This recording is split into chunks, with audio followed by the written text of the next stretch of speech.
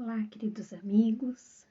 É uma alegria estar mais uma vez com os amigos a convite da Sociedade Espírita Luz e Caridade, onde temos grandes amigos, colaboradores, trabalhadores do meio espírita. Agradeço a oportunidade de aqui estar e gostaria de convidá-los a todos para nós elevarmos os nossos pensamentos ao nosso Divino Mestre Jesus, aos benfeitores amigos responsáveis por esta tarefa, que possam estar nos auxiliando, nos intuindo à transmissão da mensagem evangélica e ao entendimento da mesma. E assim, agradecemos, iniciamos então a nossa explanação do Evangelho, o qual a solicitação dos nossos irmãos da CELC foi falarmos um pouquinho a respeito do perdão. E nós temos no Evangelho segundo o Espiritismo, capítulo 10, um capítulo que se chama Bem-aventurados os que são misericordiosos.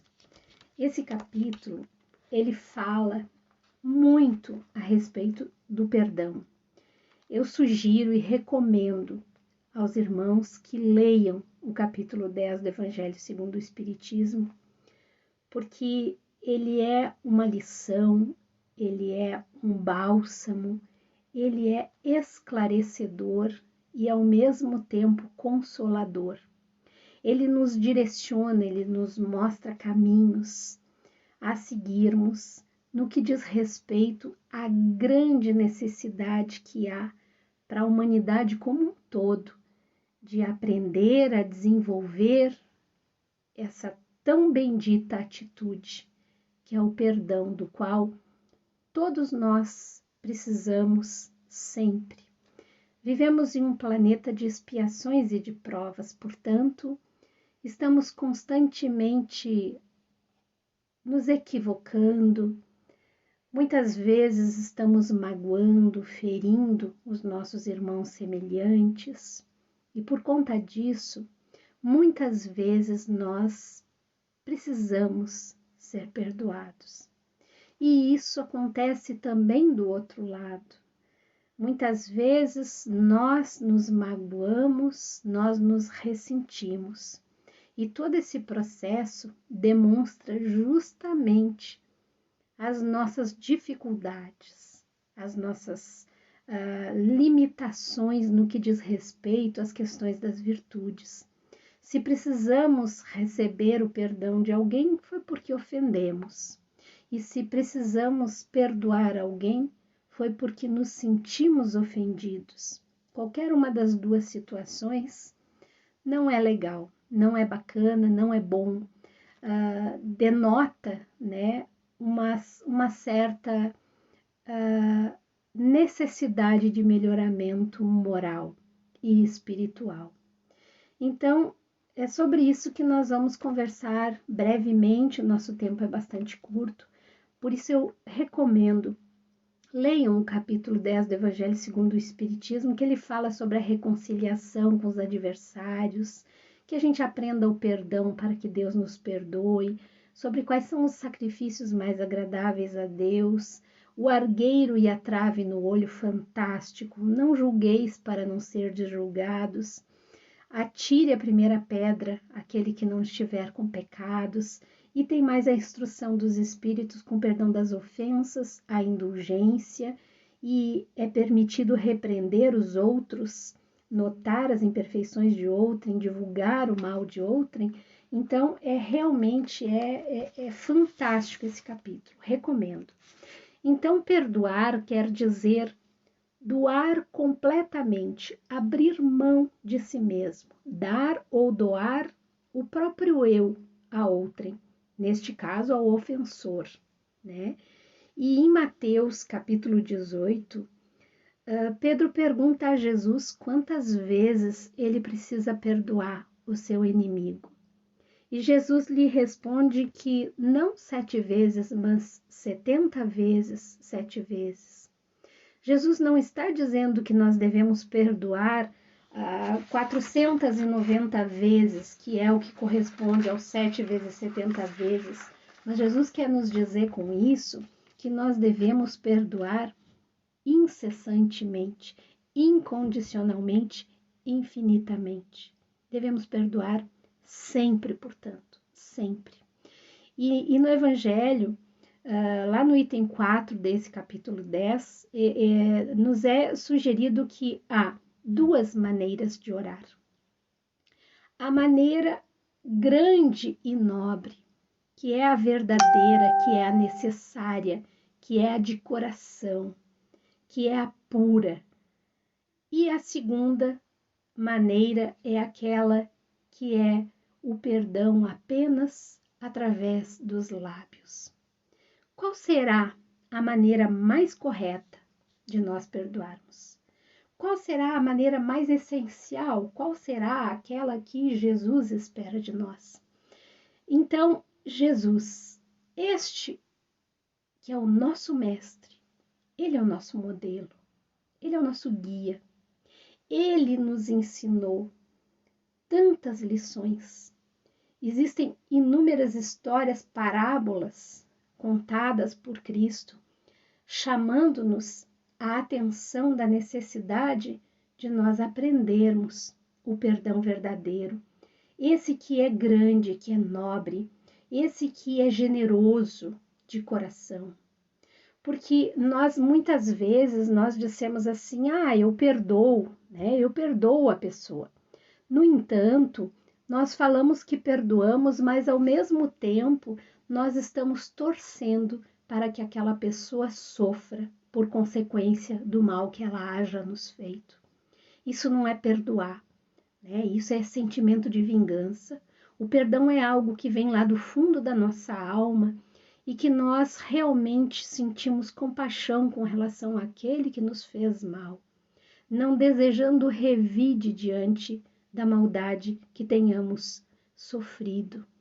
Isso é desenvolver a indulgência e a compaixão para com o nosso próximo. Sei perfeitamente que estamos todos nós muito distantes, né, de Jesus, da perfeição de Jesus, quero dizer, das qualidades que Jesus tinha. Mas se ele é o nosso guia, o modelo a ser seguido, sim, é nele que devemos nos espelhar. E ele deixou muitos ensinamentos, inclusive no momento derradeiro, no momento da sua crucificação. Jesus, quando estava sendo crucificado, conta-nos Humberto de Campos, em um dos seus contos, que no processo ali da crucificação de Jesus, chegaram muitos anjos, tocavam uma música suave, linda, divina. Alguns estavam ali para anotar os nomes de todos aqueles que estavam envolvidos com aquela situação, para futuramente, obviamente, acertarem suas contas com as leis do Criador. Muitos outros para auxiliar a Maria, a mãe de Jesus que estava ali. Muitos outros trazendo medicamentos para aliviar as dores do nosso Cristo amado. Havia todo um movimento espiritual de luz naquele instante de tanta dor e de tanto sofrimento. Quando, de repente, surge um anjo, só, separado de todos os outros, e Jesus, com o olhar, lhe chama. E quando ele se aproxima, Jesus balbuceia algumas palavras a ele, e nisso o anjo sai em velocidade numa determinada direção. Jesus havia solicitado àquele anjo que fosse em socorro a Judas, que havia se suicidado. E Jesus, neste momento, ora ao Pai e pede-lhe: Senhor, perdoa-lhes, pois eles não sabem o que fazem. Então, este é o nosso guia, este é o nosso modelo. Se ele, que chegou aqui e só bondade pregou, só o bem fez, verdadeiramente o bem na sua pureza, na sua plenitude. Ele nos ensinou que o caminho é o perdão. O que sobraria para nós que falhamos, que erramos, que magoamos, que machucamos as pessoas, que nos equivocamos diante do nosso próximo? Que nós possamos, meus amados e queridos irmãos, que nós possamos verdadeiramente nos inspirarmos naquele que é o nosso guia, naquele que é o nosso mestre, e que nós façamos um esforço imenso para seguir-lhes os passos. Precisamos buscar a atitude, precisamos sair da teoria, precisamos praticar o amor na sua essência. E o amor é movimento, e movimento é perdão. É nos movimentarmos para sermos perdoados e para perdoarmos. No Pai Nosso, na oração Pai Nosso, o único parágrafo que Jesus explicou para os seus discípulos é aquele que diz: Senhor, perdoa-nos as ofensas, assim como temos perdoado aos nossos ofensores. Olha a importância desse parágrafo, olha a importância do perdão. E nós trouxemos também ainda, para encerrar a nossa fala, Emmanuel, no livro Consolador, nos diz: o perdão sincero é filho do amor e, como tal, não exige reconhecimento de qualquer natureza. Portanto, ao perdoarmos verdadeiramente e de coração, nós estamos colocando o amor em movimento. Tenhamos essa clareza da necessidade do exercício do perdão. Perdoarmos-nos primeiro. Perdoarmos-nos pelos nossos equívocos, pelas nossas dificuldades, para assim conseguirmos perdoar aos nossos irmãos. E só assim seremos por Deus perdoados. Que possamos, então, refletir sobre essas breves palavras, mas sobre essa tão necessária atitude, o amor em movimento. Que Deus nos abençoe a todos e a minha gratidão a esta casa bendita, a esse templo de luz, a nossa amada Sociedade Espírita Luz e Caridade. Muito obrigada pela paciência e um abraço no coração de todos os irmãos.